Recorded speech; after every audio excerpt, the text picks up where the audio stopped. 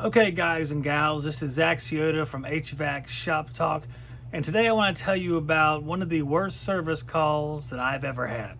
If you run a home service business like painting, contracting, lawn care, or cleaning, your to-do list is endless. From hiring staff to mountains of paperwork, not to mention doing the actual work that pays the bills.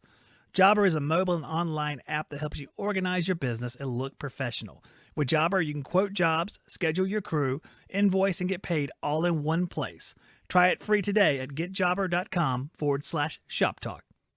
Before I get into the service call, I want to remind everybody that I'm giving away some awesome Yellow Jacket stuff here in just a short period of time. End of the month, probably, end of May.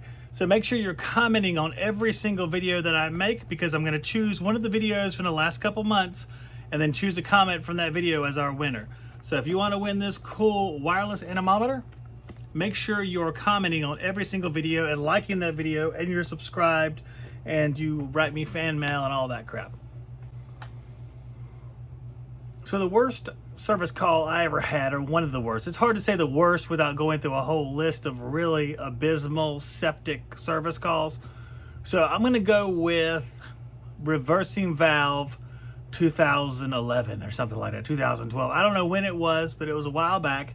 And I had a call for a reversing valve replacement. Now, it had been diagnosed that this reversing valve was bypassing. And basically what happens when you have a reversing valve and a heat pump that's bypassing is it's kind of stuck. There's a little slider inside the valve that goes back and forth to direct refrigerant where to go. Sometimes it directs hot gas into the house for heating. Sometimes it directs it into the outdoor coil so it condenses and subcools for air conditioning purposes. But this one was stuck right in the middle. So basically it just recirculates through the compressor until the compressor kicks off on overload, because there's no cool suction gas coming back to cool the compressor. And also you can check this. Usually there's a pretty horrible noise that goes along with it a lot of times. Not necessarily, but it's like broken glass in a can is what I call it. And you'll have almost equal pressures, if not equal pressures, because it's just coming right back to the compressor. So once it's diagnosed, which it already was, you have to replace it. This is a risky service call, because diagnosing a reversing valve that is bad and bypassing is very similar to diagnosing a compressor that is just bypassing as well, or has an issue where it's not pumping. There can be several different issues why a compressor doesn't pump. It can have separated plates. It can have just a lot of different things we're not going to go into today.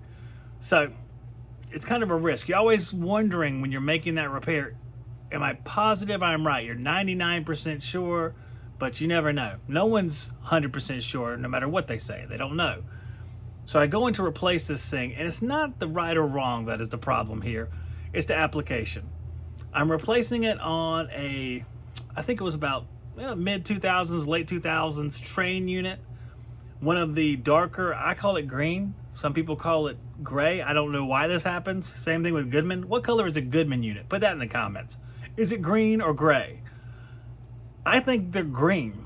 I've always thought they're green. I don't know. A man is gray, right? I don't know. That's neither here nor there. But this train unit, this awful beast, the reversing valve is located on the outside of the outdoor coil or condenser coil, depending on what you want to call it. A lot of the components are on the outside of the coil. The outdoor TXV, this is a heat pump, mind you. Reversing valve, there's a lot of stuff on the outside of the coil, so you can take one panel off and access it, which seems like that would be great. And it is very good most of the time. Now that compartment gets pretty dirty, but that's not abnormal when you're outside. You got a lot of dirty condenser coils out there. But whenever you have a whole bunch of stuff in a compartment sealed up like that, it's going to get dirty. Like an old Ream unit, the boxy ones, you service techs know. When you take that door off the service stuff, after a while it gets pretty dirty in there. You got to keep it clean. You got to spray it out, because for some reason it gets like grandma's closet in there.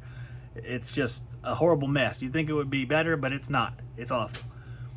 The reversing valve is exposed. You can see the reversing valve. So you think this is going to be easy. Everything's going to be fine. But it is not fine at all.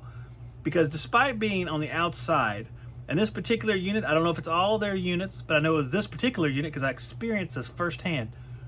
It's very difficult to reach the back side. Now you can try to sweat a valve out. You can cut a valve out. I prefer to cut it out, because once you cut it out, you can work with it outside of the unit. And when you're sweating those connections that you cut out back in, it's a lot easier to put a coupling in far away from the valve than to try to sweat a valve back in. I don't know why anyone would want to do that. They're sadistic if they want to do that. Or if your boss says you have to do it that way, your boss is messing with you and you're being filmed for some sort of reality TV show. I don't know why that would happen. So I was putting the valve back in, and I wasn't doing it the way that I'm describing. I have learned since then to do it a different way. But when I installed this valve, it took me the longest time to solder this thing in so it wouldn't leak. I always have leaks on the back side. I couldn't reach. I would be pulling the stuff out on the coil. I'll be yanking all the copper that's on the outside of the coil and try to get some separation from the aluminum condenser coils. Has little spine fins, aluminum fins for the condenser coil. Dissimilar to a lot of units that have the straight fin or the wave fin. This one has just spikes of aluminum coming off of it as a heat sink. So I finally get it not to leak, and it's been a long time.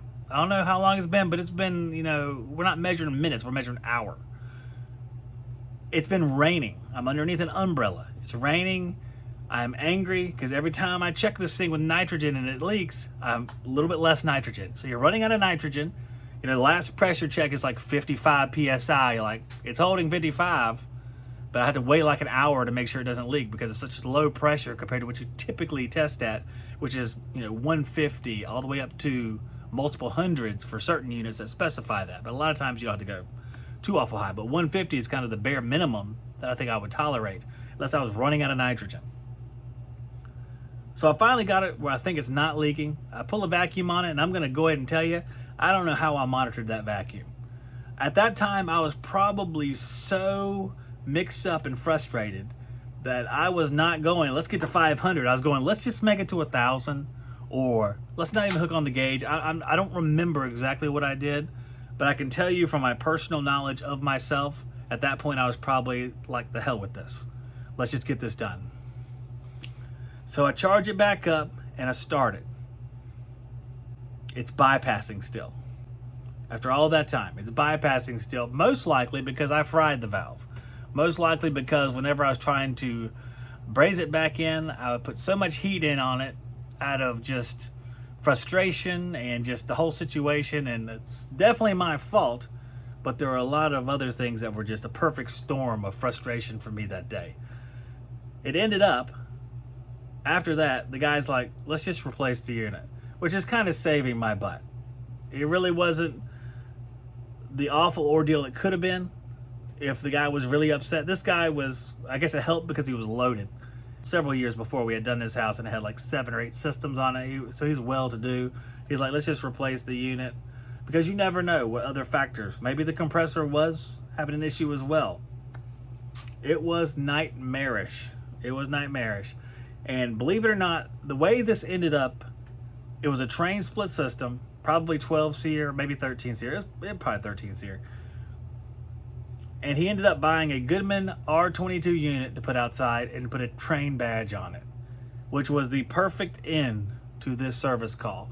So that is one of my worst service calls. If you want to write about one of yours in the comments, I invite you to do so. I think it's a lot of fun. It's cathartic. We all have days when we hope no one sees what we're doing. And that was one of my days. I kind of hoped no one would ever see what I was doing. But now that I'm older and separated from that day, I can tell you about it so we can have some kind of good discussion on it and maybe alleviate some feelings that some of the techs have inside about having a messed up day. We all have it. It gets severe. It can be a lot more severe than what I experienced in a different situation. The same mess up would have been much more severe. I'm thankful. I thank God that it didn't go any worse than it did. I appreciate you guys listening and watching. I hope you enjoyed this. I hope you come around next time to watch the next video. And God bless all of you. See you soon.